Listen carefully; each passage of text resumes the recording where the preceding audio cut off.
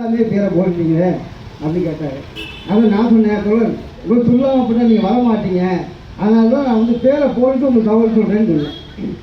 நிச்சயமாக இருக்கக்கூடிய அழைப்பாளர்கள் யாருமே நான் வந்து கூப்பிட்டு கேட்டு பேர் போடல. கீதா பாண்டி உட்பட, இளவுலகம் உட்பட என்னோட அன்பு கட்டளைகளை ஏற்றுக்கொண்டு கண்டிப்பாக வருவார்கள் என்ற நம்பிக்கையோடு தான் இந்த ஏற்பாடுகள் அவர்கள் பேரை போட்ட பிறகு அவர்கள் அழைச்சிருக்கிறார். ஆனால் சொன்னது போல இதில் வந்து கலந்து கொண்டார்கள்.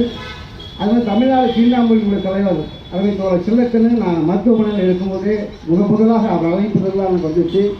எப்படி இருக்கிறதோடு முகநூல் பார்த்தேன், மாநாட்டு வேலையாக இருக்கேன், எப்படி இருக்குன்னு கேட்டார். அவர்கிட்டையுமே ஆர்ப்பாட்டம் சொல்லலை, பேரை போட்டேன். இருந்தாலும் இன்றைக்கி நெல்லையிலே அவர் கட்சி பணியிருப்பதனால தவிர்க்க முடியாமல் சென்றிருக்கிறார். அதுபோல் பசுபதி பாண்டியன் அவர்களை தொடர்பு கொண்டு பேசும்போது சொல்ல என்னோட சொந்தக்காரங்க வருஷக்காரர்கள் இறந்துட்டாங்க, நான் அந்த பணியில் இருக்குன்னு சொன்னார்.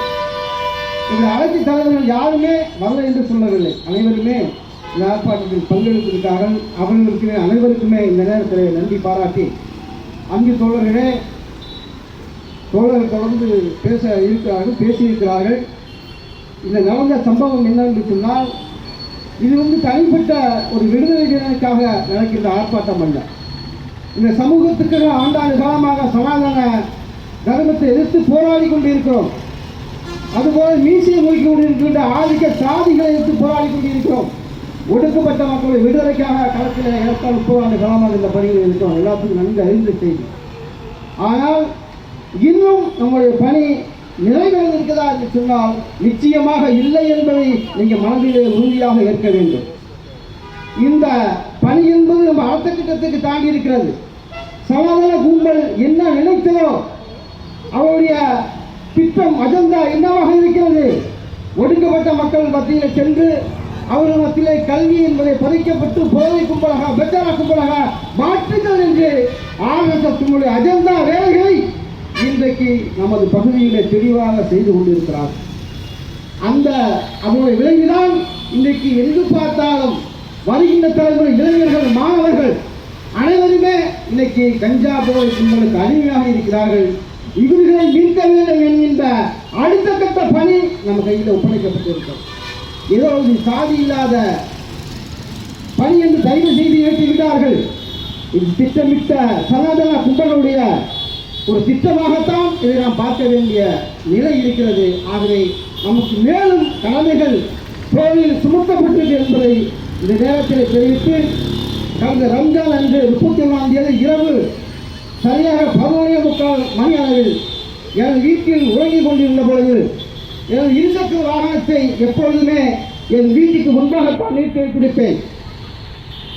அப்படி நிறுத்தி வைத்திருந்த வண்டியை ஒரு 5 பேர் கொண்ட கும்பல் வண்டி உழைக்கின்ற சட்டத்தை கேட்டு எழுந்து வந்து வெளியிடு, தம்பி நீங்கள் யாரப்பா எதுக்குப்பா வண்டியை உழைக்கிறீங்கன்னு கேட்டதுக்கு, ஆனால் தெரியாமண்ணே அப்படின்னா நல்ல விட்டு அடித்து உழைக்கிறாங்க, தெரியாமங்க டே ஏன்னா வண்டியை தள்ளி விட்டு உழைச்சிக்கிட்டு இருக்கீங்க, கேட்ட தெரியாமல் உழைக்கிறோம்னு சொல்றீங்கன்னா இதுதான் கேட்டேன். உடனே 5 பேரும் அப்படியே குறிப்பாச்சல வந்து அடிக்கிறாங்க. கம்பு எடுத்துக்காவே கல் எடுக்கிறாங்க, கண்ணா அப்பதான் அடிக்கிறாங்க. கருணையம் இருக்கும் அடிச்சுட்டு சாலை பஸ்ஸில் கையில் வச்சு டான்ஸ் ஆடுறான் எனக்கு முன்னாடியே. ஆனால் என் முகம் அவனுக்கு தெரியதான் தெரியாது, அவனும் எனக்கு தெரியாது. அதெல்லாம் இளைஞர்கள் மாணவர்கள் தான் அடிச்சு பின்பக்கமாக போயிட்டாங்க. உடனே பிரபாகரனுக்கு தொலைபேசி பண்ணி காவல் நேரத்துக்கு போவாங்க, கிளம்பி வந்துட்டு இருக்கேன், எனக்கு எதிர்ப்புறத்தில் எங்கள் தெருவுக்கு அடுத்தபடியாக அந்தோணி என்ற துப்புரவு பணியாளர் அடித்து அவர் அழுதுட்டு இருக்கார். என்னை பார்த்தோன்னே மாமா என்னையும் அடிச்சுட்டாங்க, மாமா வாங்க மாமா காவல் நேரத்துக்கு போவோம் அப்படின்னா. அவர் துப்புரவு பணி என்றதுனால மது இருந்துருக்கார். நான் மது இருந்திருக்கோம் மாமா காவல் நேரத்துக்கு வரலாமான்னு கேட்டார். மாப்பிள்ளை பரவாயில்ல, வீட்டை தேடிதானே அவங்க அடிச்சிருக்கான், பரவாயில்ல வாங்க நம்ம காவல்துறை புகார் எடுக்கணும், புகார் கொடுக்க போகிறோம். புகார் வாங்குவதற்கு அங்கே கரெக்டாக 12 மணி 1 மணி வரை காவல்துறை உட்காரோம். காவல்துறை சொல்கிறோம் எந்தவித அக்கறையும் இல்லை. என்னங்க கேட்குறாங்க, இல்லை காவல்துறை இப்படி ஒரு அஜாக்கிரதையாக இருக்காங்க. எப்பா நமக்கு தான் பிரச்சனை, அவங்களுக்கு 10ஓட இது 11, அவங்க அப்படி தான் இருப்பாங்க, பொறுமையாக இருங்கன்னு சொல்லி ஒரு புகாரை அளிக்கின்றோம். அந்த புகாரை படித்து விட்டு அதில் என்ன கஞ்சா போத மதுவலாக இருக்குது, இது புகார் வேணாங்க, இது வந்து இந்த ஆட்சி பிரகாரம் போட்டால் அவங்களுக்கு தண்டனை கிடைக்காது அப்படின்னு அந்த ரைட்டு எழுதுறவர் அவங்க போயிட்டு சேர்ந்தார். அவர் எழுதும்போது நான் சொல்கிறேன், இந்த பகுதிக்காரவங்க நாங்கள் திராவிட தமிழக கட்சியில் வேலை இருக்கிறாங்க, பணியை செய்து அதெல்லாம் வேண்டாங்க அப்படின்னு அவரோட ஒரு ரிப்போர்ட் எழுதி அவராக எப்பயாவது போட்டுருக்காங்க. அதன் பிறகாக இங்கேருந்து போய் ஒத்தக்கலை அரசு மருத்துவமனையில் அடிப்பட்ட காயத்துக்கு தையல் போட்டு 2 தையல் போட்டு மருந்து போட்டு அந்த அம்மா கேட்குறாங்க, ஏங்க நீங்கள் எதுவும் திங்ஸ் சாப்பிட்டீங்களா? இல்லைங்கம்மா அப்படின்ட்டு. உடனே அந்த அம்மா இவ்வளோ பெரிய ஊசி எடுத்து முதல் கட்ட ஊசி போட்டால் தான் செப்டிக் ஆகாது அப்படின்னு போட்டு விட்றாங்க. கட்டு போட்டு வெளியே வரோம். வெளியிலேருந்து பகுதிக்கு போகும்போது பகுதியில் பார்த்தீங்கன்னா ஒரு 6-7 வண்டி அடித்து உடச்சிருக்கு. அப்புறம் உடனே பிரபாகரன் 100க்கு ஃபோன் பண்ணி காவல் சொன்னப்பாங்க. 2 போலீஸ் வந்து தேடுறாங்க. அவங்களும் பெயரெல்லாம் தேடிட்டு போயிட்டாங்க. காலையில் பேசிக்குவோம் அப்படின்னு போயிட்டாங்க. மறுநாள் காலையில் காவல் நிலையத்துக்கு போகிறோம். இத்தனை பண்ணி அங்கே இருக்கக்கூடிய காவல் ஆய்வாளர் கேட்குறாரு. 5 பேர்னு சொல்கிறோம். அதில் 5 பேரும் பார்த்தீங்கன்னா குற்றம் பின்னணி உடையவர்கள் தான். ஏற்கனவே அவர்கள் மேலே முதல் தகவல் அறிக்கை பதிவு செய்யப்பட்டு காவல் நிலையத்தில் கையெழுத்து போட்டுட்டு இருக்காங்க. அதில் சிவபாலன் என்கிற இன்ஸ்பெக்டர் ஒரு இஸ்லாமிய தோழர் அவருக்கு வந்து வக்காலத்து வாங்குறார். இந்த பையன் இப்போ தான் கண்டிஷன் பெயில் போய் திரும்பி வாழ்றான், இவர் மட்டும் மறுபரிசீலனை பண்ணுங்க அப்படின்னு சொல்கிறார். நாங்களும் எவ்வளோ ஒரு மனிதனோட மனசு எவ்வளோ தான் அவர் பேச பேச எனக்குமே இலகு மனசாகிட்டு அந்த பையன் இல்லவே இல்லைன்றான். அப்போ நான் கேட்டேன், டேய் இவ்வளவு துணிச்சலாக வந்து வீட்டில் அடிச்சிய அவளை துணிச்சல் தரனா இன்னைக்கு வந்து தண்டனை ஏற்றுக்க வேண்டியதானா? எதுக்கு இன்னைக்கு வந்து அடிச்சிக்கன்னு அவங்ககிட்ட கேட்குறேன். இந்த அப்பாவை நான் பார்த்ததே இல்லைன்றான். நானும் அவளை பார்த்ததே கிடையாது. இது ஏன் சொல்றேன்னா, இவ்வளவு ஒரு சீர்கேடான கஞ்சா மது போதைக்கு ஆளாக்கப்பட்ட இளைஞர்கள் இன்றைக்கு திசை மாறி போய் கொண்டிருக்கிறார்கள். அருமை பெரியவர்களே, தாய்மார்களே, காவல்துறை என்பது உங்களுக்கும் சேர்த்து தான் சொல்றேன். உங்களுடைய போக்கு, உங்களுடைய குழந்தையின் தலைமுறை நிச்சயமாக சமூகத்தில் நல்லவனாக வளர மாட்டார்கள். தயவு செய்து எண்ணி பாருங்கள். காவல்துறை தான் காவல்துறை நடவடிக்கை எடுத்துட்டாங்கன்னா ஏற்கனவே வழக்கு போட்டுன்னு சொல்றீங்க. ஆனால் இருந்தும் அந்த பகுதியில் இது போல நடவடிக்கை நடக்குதுன்னு சொன்னால் அப்போ காவல்துறை செயல்பாடு என்னவாக இருக்கு? அதெல்லாம் கேட்க வேண்டிய கேள்வியா இருக்கு. நாங்கள் கவசம் எங்கே போய் நிற்க வேண்டியது இருக்கு? காவல் நிலையத்தில் நிற்க வேண்டியது இருக்கு. அது உங்க மீது வழக்குன்னு சொல்லுங்க, நாங்கள் அவங்க அடிக்கிறோம். அந்த இளைஞர்கள் எடுத்த ஆயுதத்தை எங்களுக்கு எடுக்கத்தை இளவரசன் அருமையாக சொன்னார். நான் ஒரு 5 பேரை சேர்ந்து கஞ்சாவை வாங்கி கொடுத்து தண்ணியை வாங்கி கொடுத்து அவன் வீட்டில் அத்தனை பேர் அடிக்கிறது எவ்வளோ நேரம் ஆகும்? எங்களால் முடியும். ஆனால் நாங்கள் சமூக மாற்றத்திற்காக தலைமுறையுடைய விடுதலைக்காக இருந்திருக்கோம். அதே ஒரு காரணம் தான்.